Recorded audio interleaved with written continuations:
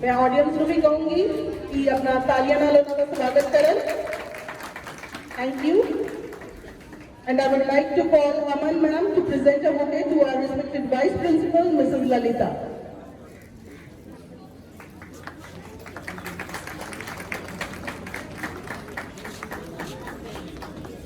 Thank you, Sarabjit ma'am. Thank you, Aman ma'am, and welcome to sir and ma'am. चलो आज का programme शुरू करने आप प्रिंसीपल सर के नाल चाह भी पीवांगे ते उस तो पहला मैं थानू अपने प्रिंसीपल सर बारे कुछ दसना चाहती हाँ कि यह कित्थों बिलोंग करते हैं, कौन हैं ते इन्हें बारे इन्हां दे कैरेक्टर बारे कुछ चाननी पावां। हाँ जी, डॉक्टर सोम प्रकाश यह सिक्खित फैमिली तो ही बिलोंग करते हैं ते पिछले 15 सालों तो एज अ प्रिंसीपलशिप निभा रहे हैं। बट एजुकेशन के खेत्र से इन्होंने 24 साल हो गए, 24 साल तो ये बच्चों को पढ़ा रहे हैं। इन्हों का घर का माहौल भी सारा सिक्खित ही सी, ताकि ये बहुत अच्छे इंसान भी हैं। ये टेक्नोलॉजी के मुखी भी हैं।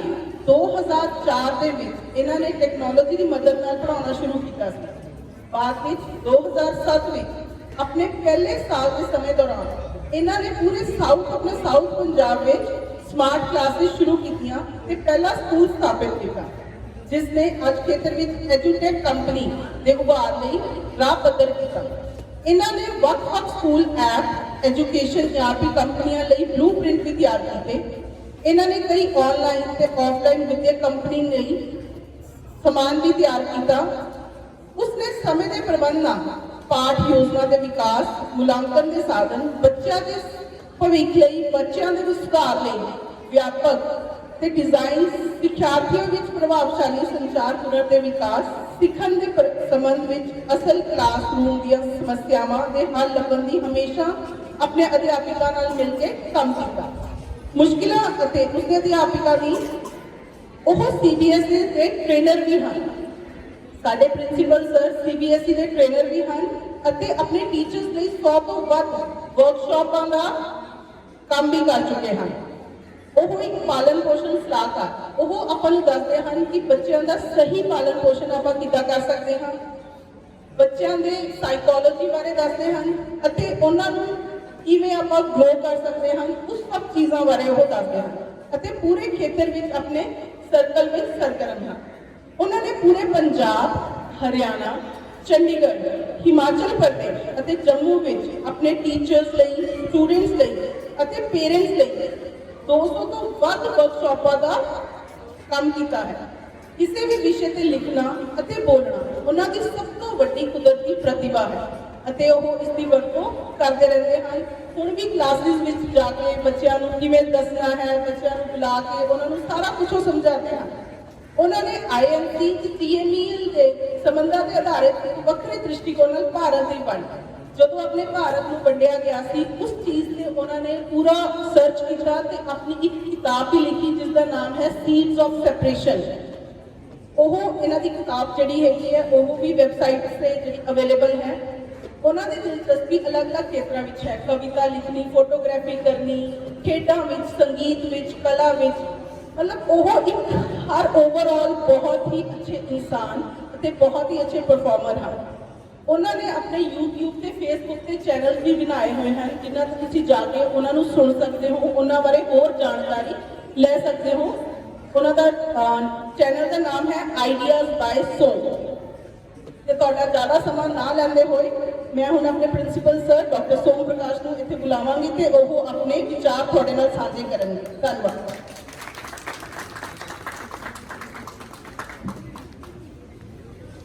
Welcome sir.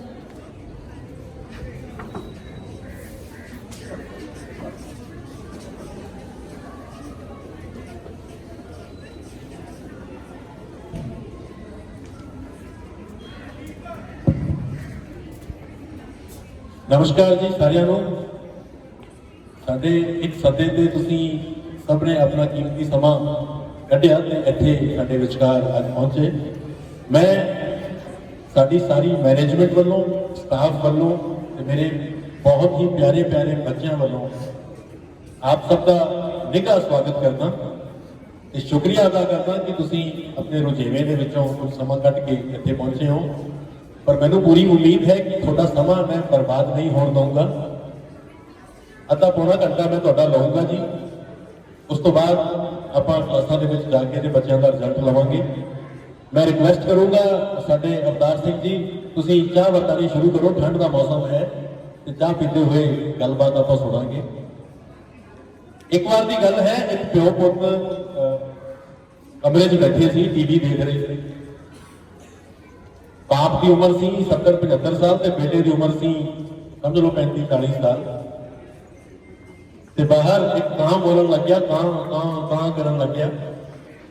ਤਾਂ ਪਿਤਾ ਨੇ ਬੇਟੇ ਨੂੰ ਪੁੱਛਿਆ ਕਿ ਇਹ ਕੀ ਹੈ। ਬੇਟਾ ਕਹਿੰਦਾ ਪਾਪਾ ਇਹ ਕਾਂ ਹੈ।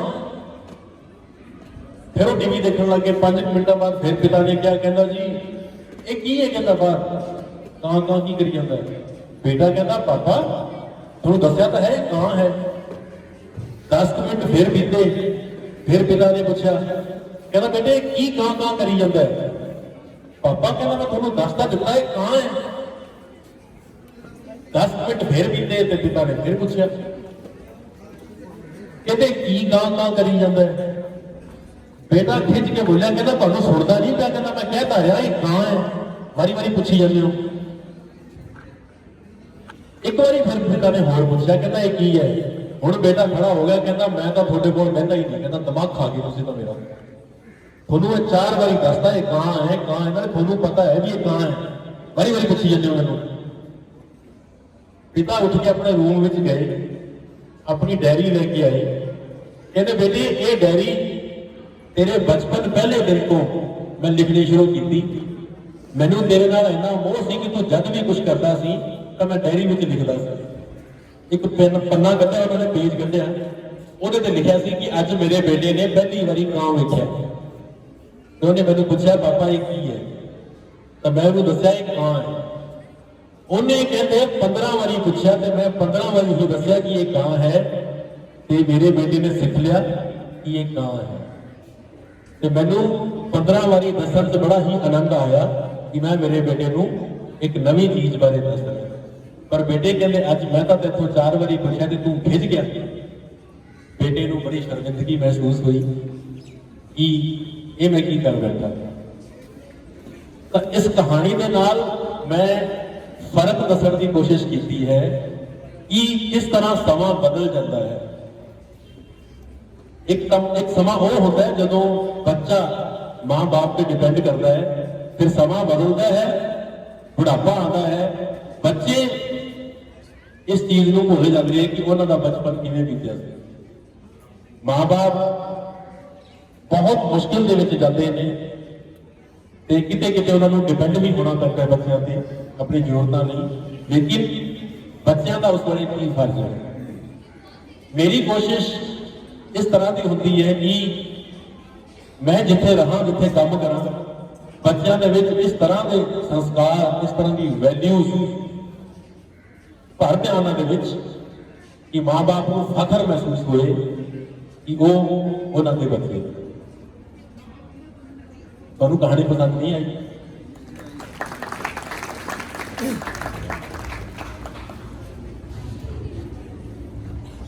ਮੇਰਾ ਬਹੁਤ ਵੱਡਾ ਇਹ ਮੇਰੇ ਲਈ ਖੁਸ਼ੀ ਦਾ ਸਬਬ ਹੈ ਕਿ ਮੈਂ ਬਕੈਂਬਰੀ ਸਕੂਲ ਹਥਨ ਦੇ ਵਿੱਚ ਇੱਕ ਪ੍ਰਿੰਸੀਪਲ ਦੇ ਵਜੋਂ ਇੱਥੇ ਅਹੁਦਾ ਸੰਭਾਲਿਆ ਹੈ। ਸਾਡੇ ਪਿਛਲੇ ਪ੍ਰਿੰਸੀਪਲ ਸਾਹਿਬ ਦਿਓਲ ਸਾਹਿਬ, ਉਹਨਾਂ ਦੀ ਤਬੀਅਤ ਕੁਝ ਟਾਈਮ ਤੋਂ ਠੀਕ ਨਹੀਂ ਸੀ ਚੱਲ ਰਹੀ, ਤਾਂ ਉਹਨਾਂ ਨੇ ਮੈਨੇਜਮੈਂਟ ਨੂੰ ਰਿਕੁਐਸਟ ਕੀਤੀ ਤੇ ਮੈਨੇਜਮੈਂਟ ਨੇ ਉਹਨਾਂ ਦੀ ਐਪਲੀਕੇਸ਼ਨ ਪ੍ਰਵਾਨ ਕਰਦੇ ਹੋਏ ਫਿਰ ਉਹਨਾਂ ਨੂੰ ਫ੍ਰੀ ਕਰਤਾ ਤਾਂ ਕਿ ਉਹ ਆਪਣਾ ਟ੍ਰੀਟਮੈਂਟ ਵਗੈਰਾ ਕਰਵਾ ਸਕਣ। ਉਹ ਜੁੜੇ ਹੋਏ ਨੇ ਸਾਡੇ ਨਾਲ ਤੇ ਅੱਜ ਦੇ ਪ੍ਰੋਗਰਾਮ ਦੀ ਸ਼ੁਰੂਆਤ ਵਿੱਚ ਹੀ ਮੈਂ ਆਪ ਸਭ ਨੂੰ ਇਹ ਯਕੀਨ ਦਿਵਾਉਣਾ ਚਾਹੂੰਗਾ ਕਿ ਤੁਹਾਡੇ ਬੱਚੇ ਸੇਫ ਹੱਥਾਂ ਵਿੱਚ ਨੇ।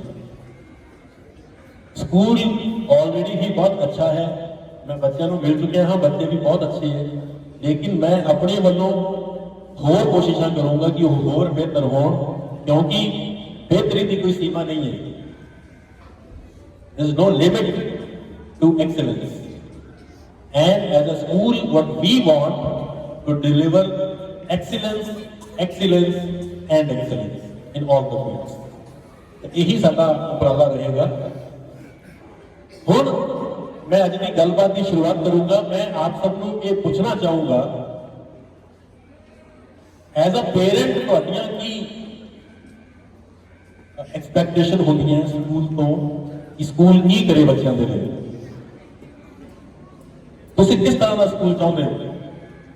एज अ पेरेंट थोड़े मन के की आता है कि साडे बच्चों का स्कूल अजिहा होना चाहिए, उत्थे आ होना चाहिए, नहीं होना चाहिए, उवें होना चाहिए? कोई पेरेंट बोलना चाहेगा? हाँ जी।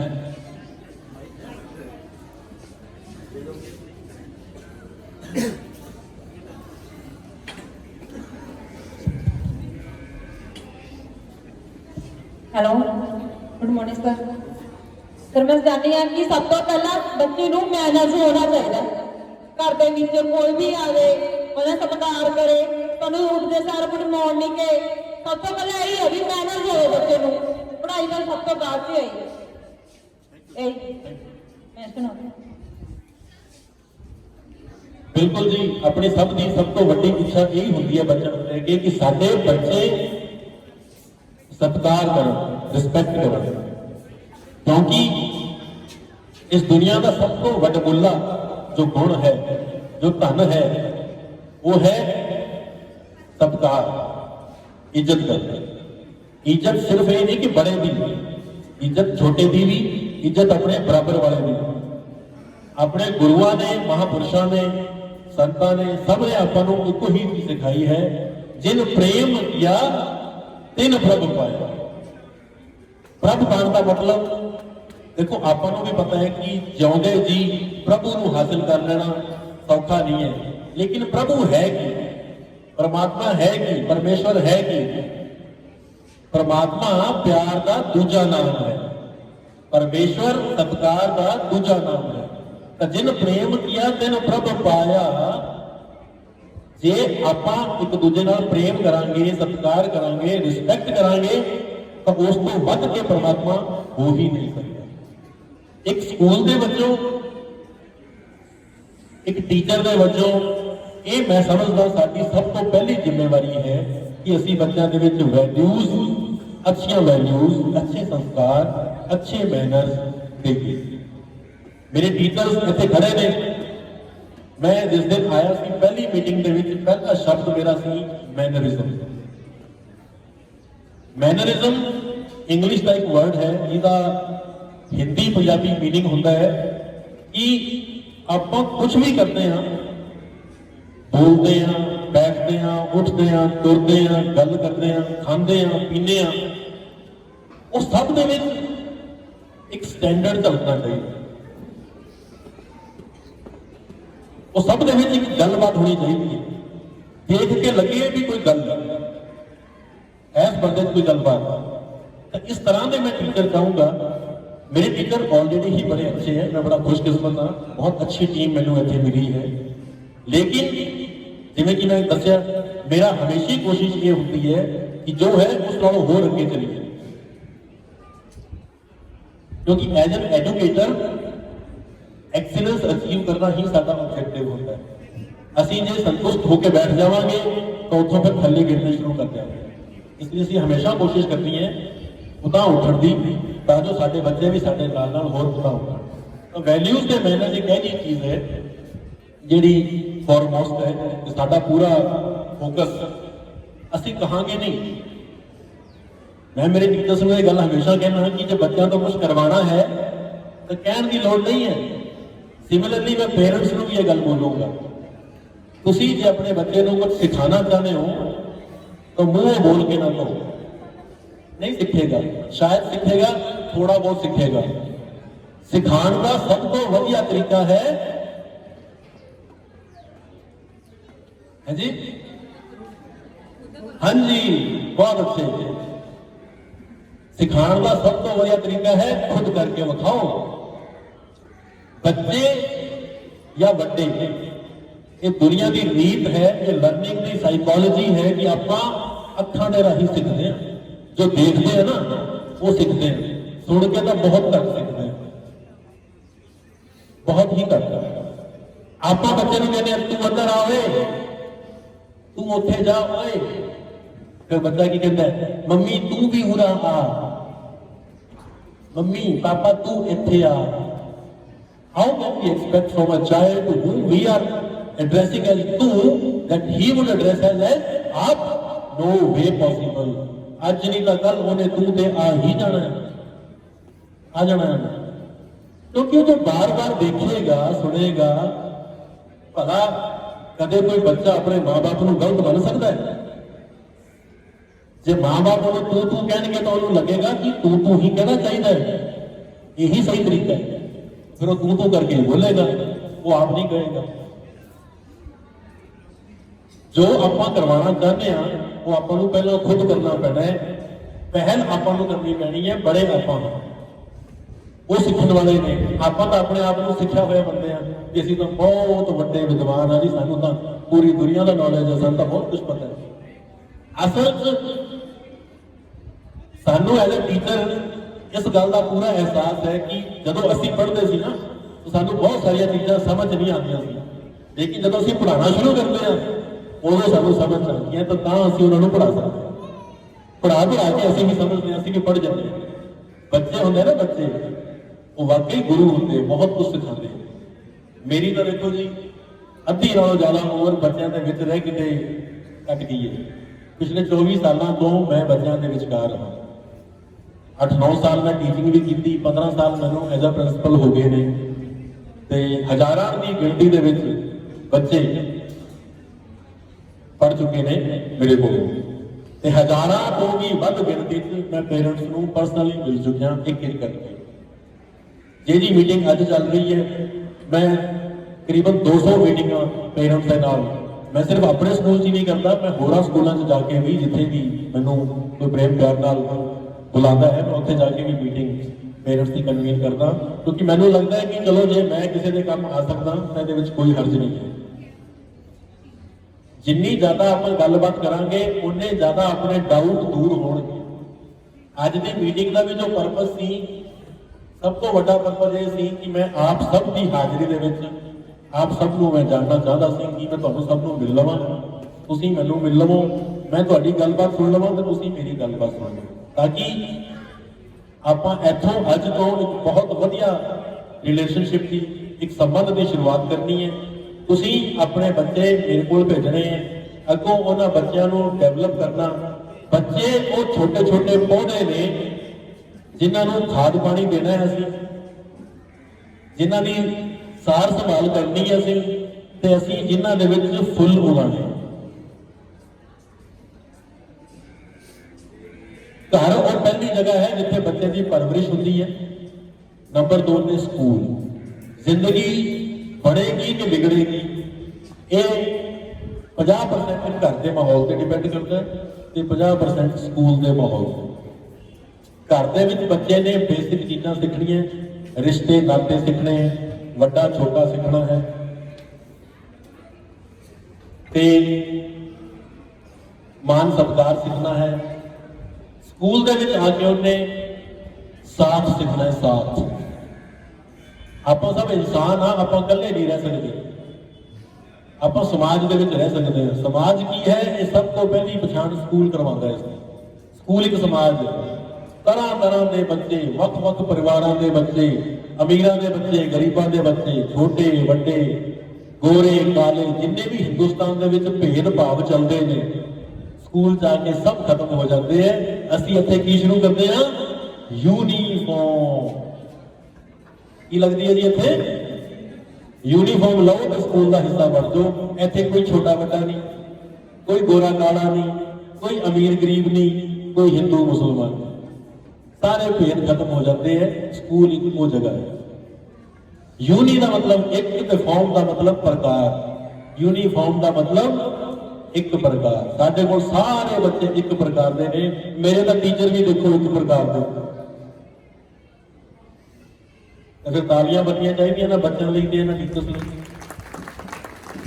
ਸਭ ਤੋਂ ਵੱਡਾ ਸੰਦੇਸ਼, ਸਭ ਤੋਂ ਵੱਡਾ ਮੈਸੇਜ ਅਸੀਂ ਬੱਚਿਆਂ ਨੂੰ ਰੋਜ਼ ਹੀ ਦਿੰਦੇ ਹਾਂ ਕਿ ਤੁਸੀਂ ਸਭ ਮਾਨਸ ਕੀ ਜਾਤ ਸਭੇ ਏਕ ਪਹਿਚਾਨਬੋ।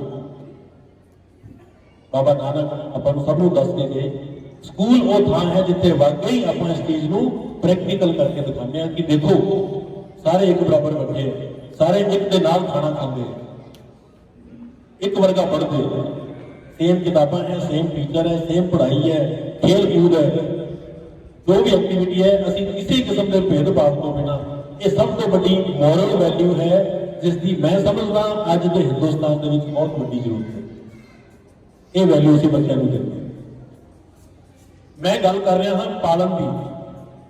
आपां कहने जी असीं बच्चे पाल रहे हैं, मैं इस गल नाल सहमत नहीं होता। आपां बच्चे पालते नहीं, पालते तो आप खरगोश करें, बिल्ली पाल लेते हैं, फिर आप बच्चे क्यों पाल सकते हैं? बच्चों की आप परवरिश करिए। रविंदर रविंदर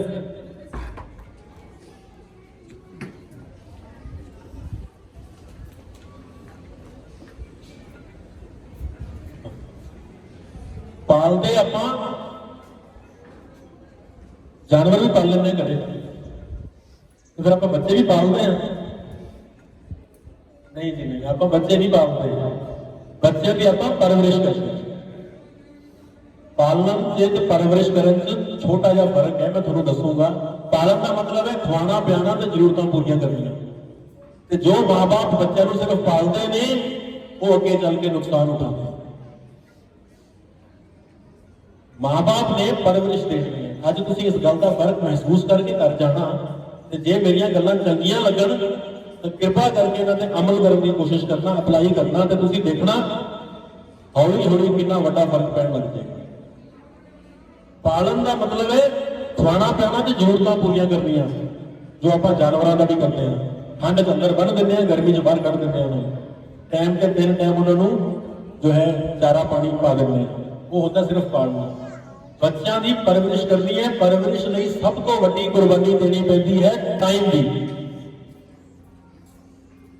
जे कोई पेरेंट ये गल बोलता है कि साडे कोल जो टाइम नहीं होता, तो मेरे हिसाब नाल ये सब तो बड़ा जुर्म है, सब तो बड़ा अपराध है, सब तो बड़ा क्राइम है जो आप अपने बच्चों के प्रति करते हैं, जे आप उन्होंने टाइम नहीं देंगे।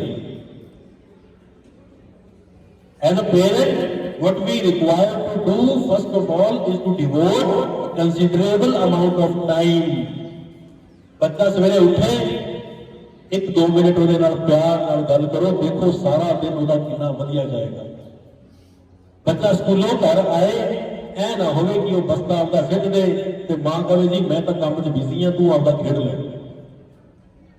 जो भी मैंबर घर में है, मां है, फादर है, बड़ा भैन भरा है, वो बच्चे को बैठे उसकी सारे दिन की दास्तान, क्योंकि बच्चे के अंदर उबड़ रही है बाहर आना, वो बहुत कुछ भरया हुआ है। कन देने आप, दिल देना है उन्होंने, आप मन के नाल सुननी उसकी गल, तो फिर देखो तुम हो सकता उन्हें स्कूल में कोई प्राप्ति की हो, उसने लैसन पढ़ के सुनाया हो, मैडम ने क्या हो वेरी गुड बच्चे, तो बच्चा तड़प रहा है मैं घर कदों पहुंचूंगा, मम्मा को जाके दसूंगा मम्मा मैडम ने अज मैनू क्या वेरी गुड बच्चे। थोड़े लिए छोटी गल हो सकती है, बच्चे लिए तो बहुत वड्डी गल है। हिमालय पहाड़ पर चढ़ गया जो उन्हें हैंड राइटिंग वधिया की, मैडम ने उन्होंने गुड दिता, वेरी गुड दिता, एक्सीलेंट दिता, हुण वो किहनूं दसे? ते जिहड़े मां बाप टाइम नहीं दिंदे वो बच्चे फिर अपनी गल्लां बाहर दसणियां शुरू कर दिंदे, ऐदा ही आदत पै जाती है उन्होंने बाहर का पढ़न की, फिर वो बाहर नहीं पढ़ जाते हौली हौली हौली हौली। शुरुआत के एक छोटा जहा पी पैदा है तो देखो बाबा बोर्ड बन जाते कल को जाके। ये छोटिया छोटिया चीज़ां हैं जिन्हों से एज अ पेरेंट ये टाइम के बारे से बच्चे की गल सुनो, बच्चे की बात सुनो, हो सकता है वो थोड़े मतलब का ना हो, मतलब का बहुत कुछ होएगा। तो बच्चे का मतलब भी मतलब होता है, सिर्फ यही नहीं कि अपनी वड्डियां की गल होती है, बच्चे की गल भी गल होती है। टाइम के बाद दूसरी चीज है बच्चों को महसूस करवाना कि वो संतान ने, बच्चे ने ते आपां मापे। मैं अजकल के माता पिता के ये चीज बहुत देखता क्योंकि मेरा वास्ता पैदा है पेरेंट्स नाल। अजकल हालात उल्टे ने, अजकल बच्चे मां प्यो बड़े हुए ने, अजकल बच्चे मां प्यो ऑफिस में आते हैं, असीं गल करते हैं कि जी बच्चा ऐं करना चाहिए, ऐं गल नहीं सुनते जी, वो तो कहते हैं जी यही करना है, गल नहीं सुनते बच्चे, गल नहीं सुनते, ये तो क्यामत होगी। तुसी मेरी एज के हो या कोई मेरे तो छोटे भी हो सकते हो, तुसी दिल उत्ते हथ रख के दसो कि थोड़ी मजाल है, तुसी अपने मां प्यो की गल ना सुनो, तो फिर अपने बच्चों की मजाल किवें है कि वो अपने गलबात नहीं सुनते। ये फर्क पै चुका है, ये फर्क अपने घरों के विचों ही पिया। किसी ने बाहरों आके काला जादू नहीं पाया अपने उत्ते कि अपने बच्चों ने अपनी गल्लां सुननियां बंद कर दियां, गल मननी बंद कर दी। ਇਹਦਾ ਵੀ ਕਿਤੇ ਨਾ ਕਿਤੇ ਆਪਾਂ ਹੀ ਪਾਇਆ। ਜੇਕਰ ਆਪਣੇ ਬੱਚੇ ਆਪਣੀ ਗੱਲ ਨਹੀਂ ਸੁਣਦੇ ਤਾਂ ਉਹਦਾ ਵੀ ਕਿਤੇ ਨਾ ਕਿਤੇ ਆਪਾਂ ਹੀ ਪਾਇਆ ਹੈ। ਹੋਰ ਕੌਣ ਸਿਖਾ ਸਕਦਾ ਬੱਚੇ ਨੂੰ? ਕੋਈ ਨਹੀਂ ਸਿਖਾ ਸਕਦਾ। ਬੱਚੇ ਨੂੰ ਉਹਦਾ ਪਰਿਵੇਸ਼ ਜੋ ਹੈ, ਉਹਦਾ ਜੋ ਵਾਤਾਵਰਣ ਹੈ, ਜ਼ਰੂਰ ਉਹਨਾਂ ਨੇ ਇਹਦਾ ਕੁਝ ਵੇਖਿਆ, ਇਹਦਾ ਕੁਝ ਉਹਨਾਂ ਦੇ ਨਾਲ ਹੋਇਆ कि उन्होंने ये चीज अपना ली, तो इसका इलाज पॉसिबल है, संभव है, इसका इलाज है, लेकिन इसकी शुरुआत करनी पैती है। एज अ पेरेंट थोड़ा पता होना चाहिए है कि थोड़े हर चंगे माड़े काम का, थोड़े हर चंगे माड़े बोल का बच्चे उत्ते डूंगा असर पैदा है। जेडे माँ प्यो सोचते हैं ना कि ये तो बच्चे है, इन्हों की पता है, वो बहुत बड़ी गलतफहमी। ये तो बच्चे है, इन्हों की पता है। मैनू पता है जी इस गल का कि बच्चों को की पता होता है। बच्चों को बहुत शार्प माइंड होता है, बहुत डीप ऑब्जर्वेशन होती है। बेशक वो चुप रहे, लेकिन वो जो चीज वार वार देखणगे, वार वार देखणगे, वो किते ना किते उन्होंने मन के विच, दिमाग के विच बैठ जाएगी, तो उस तरह ही करना शुरू कर देंगे। आप देखते हैं कुछ बच्चे गलत आदतें अडॉप्ट कर लेते हैं, सिगरेट पीनी शुरू कर दी, जर्दा खाना शुरू करता, या होर किसी किस्म का सबसटेंस यूज करना शुरू करता। इन्हां चीज़ों की शुरुआत किते ना किते तो होती है, लेकिन जे टाइम से उन्हां नाल गल नहीं की गई, टाइम नहीं कढ़िया गया, डिस्कस नहीं किया गया, तो वो चीज़ के परिणाम बड़े ही गंदे होते हैं। अगे तक शुरुआत के विच जड़, इस चीज़ की जड़ को पकड़ लेना, शुरुआत के विच ही आप बच्चे के नाल गल करिए, या एक अपना रूटीन बनाइए कि आप हफ्ते के विच 2 बार 3 बार इकट्ठे बैठ के सारे परिवार ने बच्चे को नाल बिठा के ते पॉजिटिव गल्लां करनी है। इस तरह का घर के माहौल तैयार करना है कि बच्चा सोचे तो सुने कि मेरे फैमिली मैंबरस कितने चंगे थे, कितने अच्छे थे। जिन्ने इंपॉर्टेंट इश्यूज है, चाहे वो ड्रग्स का है, चाहे वो बैड कंपनी का है, बुरी संगत का है, चाहे वो पढ़ाई या खेलों के मल्ला मारन का है, या ये कि साडे बच्चे दे विच किस तरह का टैलेंट है, किस तरह की काबलियत है, कि वो अगे जाके की कर सकता है। तो इस तरह दी पॉजिटिव गल्लां घर दे विच होणगीआं, माहौल एक बनेगा, तो मैनूं नहीं लगता कि बच्चे को किसी बाहर की संगत की लोड़ पड़ेगी। बच्चा बाहर कंपनी करता क्यों है? कभी सोचा तुसीं? फोनों छड्ड के अपनी गल्लां बाहर दोस्तों नाल क्यों करता है? क्योंकि तुसीं सुणदे नहीं, तुसीं इंटरस्ट नहीं लेंदे उहदियां गल्लां विच। वो इंटरस्ट लेंदे ने, उन्होंने वो सुणाता है, फिर जिन्हां कोलों सुणाता है उन्हां दियां सुणदा भी है, सुणदा है तो फिर सीख भी लैंदा है, सीख लैंदा है तो फिर उन्हें करना शुरू कर दिंदा है। तुसीं सुणाओ, तुसीं सिखाओ, तुसीं करवा लो। असीं स्कूल दे विच कोशिश करते हैं, मैं टीचर नाल गल करता कि तुसीं क्लास का माहौल इन्ना को कंस्ट्रक्टिव करो, पॉजिटिव करो कि उन्हें लगे कि मेरे विच तो बहुत काबिलियत है, मैं तो बहुत कुछ कर सकता। हर छोटी छोटी चीज़ से साडे टीचर बच्चों को एप्रीशिएट करते हैं। जे किसी ने हैंड राइटिंग चंगी की फिर एप्रीशिएट करते हैं, जे किसी ने अच्छा बोल के सुनाया, अच्छी रीडिंग की तो एप्रीशिएट करते हैं। ये निक्कियां निक्कियां चीज़ां बच्चे दे विच हौसले की अफजाई करती हैं। इस तरह बनता है कैरेक्टर, इस तरह बनता है वजूद। तुसीं जिन्ने भी टॉप दे, चाहे वो प्लेयर ने, चाहे वो साइंटिस्ट ने, चाहे वो किसी भी फील्ड के माहर लोग ने, तुसीं उन्हां दे बारे जानो, पढ़ो, उन्होंने पता लगेगा कि उन्होंने शुरुआत घर तो हुई है। सब तो बड़ी शुरुआत घर जो है ना, परिवार जो है, उसका कोई रिप्लेसमेंट नहीं हो सकता है।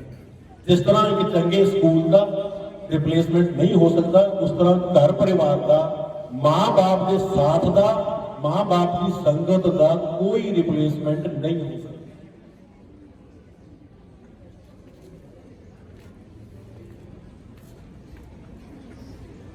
नेक्स्ट जो गल मैं कहना चाहूंगा वो ये कि अपने बच्चों को कभी भी कंपेयर ते क्रिटिसाइज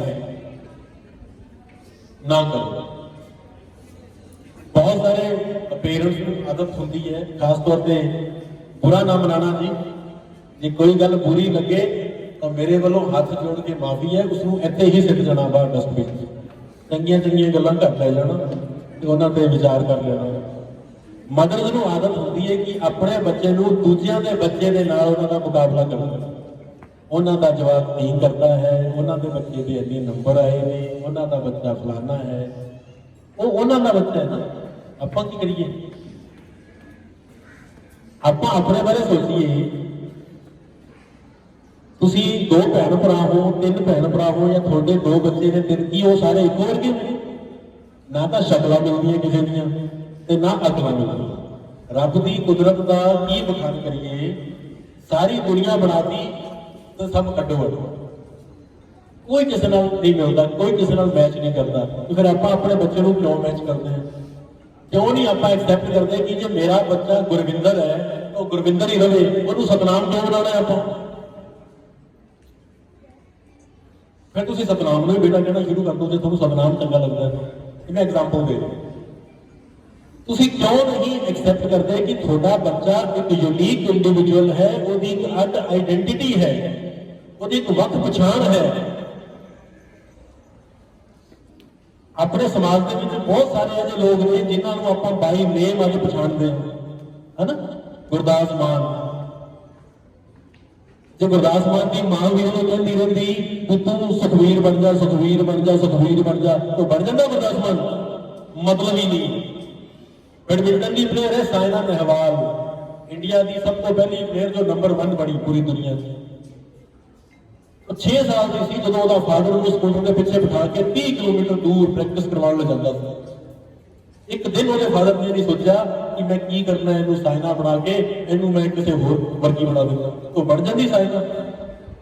अपने बच्चे के यूनीक इंडिविजुअल करैक्टर की कदर करो। तुसी नहीं करोगे तो फिर कौन करेगा?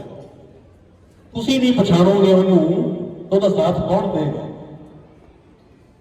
उन्हें तो रोज जाना है। एक एज अ पेरेंट अपना फर्ज है कि आप अपने बच्चे को किसी वर्गा ना बनाइए, उन्होंने वर्गा बनन दी उन्होंने पुछो तो सही, उसकी पड़ताल तो करो कि वो की काबलियत है, की टैलेंट है, की प्रतिभा है, की क्षमता है, की कर सकता है, की करना चाहता है। फिर स्कूल नाल गल करो। मोस्टली स्कूल को पता ही होगा, एक चंगे स्कूल को पता होगा अपने हर बच्चे बारे कि वो की काबलियत है, वो की कर सकता है। एक चंगा स्कूल उस बच्चे को सलाह दे पाता है। मैं आज सुबह ही टीचर्स नाल गल करके हटिया कि आप अपने हर एक बच्चे का पूरा केस स्टडी करना है।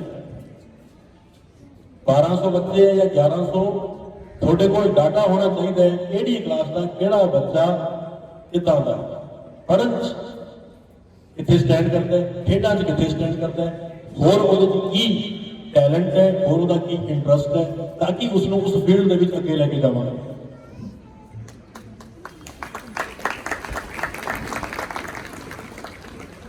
एक स्टार नाल मेरा कुछ नहीं बन लग्या, मैनू 1200 स्टार चाहिए। हर बच्चा मेरे लिए स्टार है क्योंकि वो अपनी थां पे आप है। मैं किसी को किसी वर्गा बनने लिए कदे भी नहीं कहूँगा, तो ना ही ऐसा कोई काम करूँगा कि एक बच्चा 10 बच्चा की नकल करेगा। नकल करके कोई कितने नहीं पहुंचा, तो बच्चे तो बिल्कुल नहीं पहुंचेंगे। तो मैं अपने रहते अपनी अखां के हेठ मैं ऐसा बिल्कुल नहीं होने दूंगा कि मेरे बच्चे दूसरों को कॉपी करें। मैं हमेशा बच्चों को भी टीचर्स को यही गल करना कि मैनू चुपचाप बैठ के देखने वाले लोग नहीं चाहिए, मैनू परफॉर्मर्स चाहिए जो परफॉर्म करन। दुनिया बैठ के देखे उन्होंने मेरे बच्चों को, मेरे टीचर्स को कि एक कैंब्रिज स्कूल के बच्चे ने, एक कैंब्रिज स्कूल के टीचर्स ने।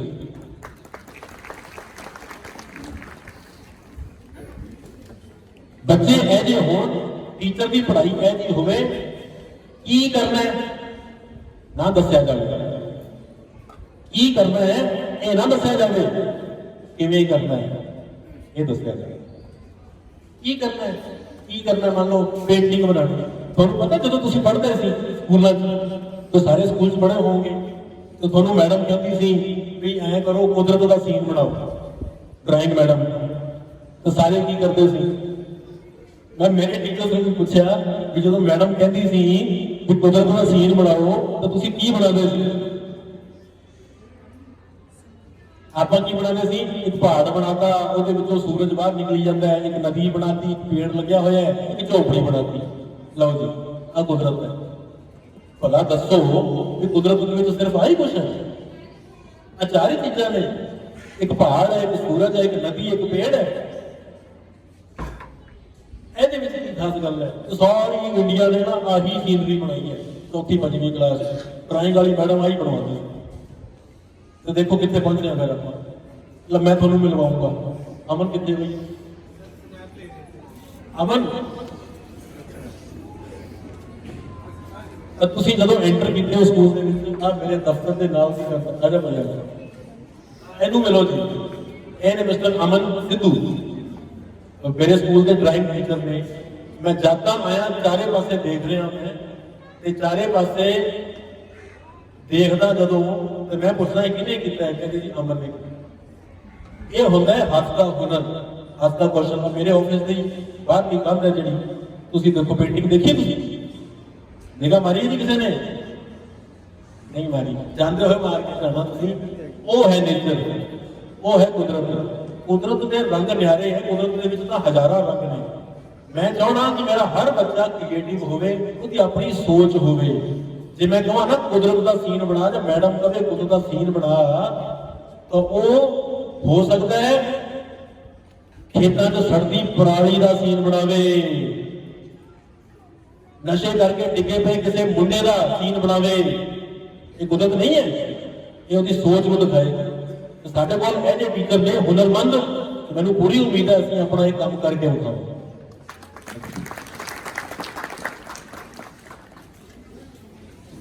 ਲੇਕਿਨ ਇਸ ਤੋਂ ਲਈ ਜ਼ਰੂਰਤ ਇਹ ਹੈ ਕਿ ਤੁਸੀਂ ਵਿਸ਼ਵਾਸ ਬਣਾ ਕੇ ਰੱਖੋ। ਚਾਹ ਬਤਾ ਦੀ ਸਭ ਚਾਹ ਦਾ ਇੱਕ ਪਹਿਲਾ ਹੋ ਗਿਆ ਜੀ, ਤੇ ਇੱਕ ਪਹਿਲਾ ਆਪਾਂ ਸਾਰੇ ਇਕੱਠੇ ਪੀਵਾਂਗੇ। ਤਿਆਰੀ ਹੋ ਰਹੀ ਹੈ, ਮੈਂ 15-20 ਮਿੰਟ ਹੋਰ ਲਵਾਂਗਾ ਤੁਹਾਡੇ। ਮੈਨੂੰ ਉਮੀਦ ਹੈ ਮੈਂ ਤੁਹਾਨੂੰ ਪਰੇਸ਼ਾਨ ਤਾਂ ਨਹੀਂ ਕਰ ਰਿਹਾ। ਹੱਥ ਖੜੇ ਕਰਕੇ ਦੱਸੋ ਮੈਂ ਪਰੇਸ਼ਾਨ ਕਰ ਰਿਹਾ ਕਿ ਨਹੀਂ ਕਰ ਰਿਹਾ?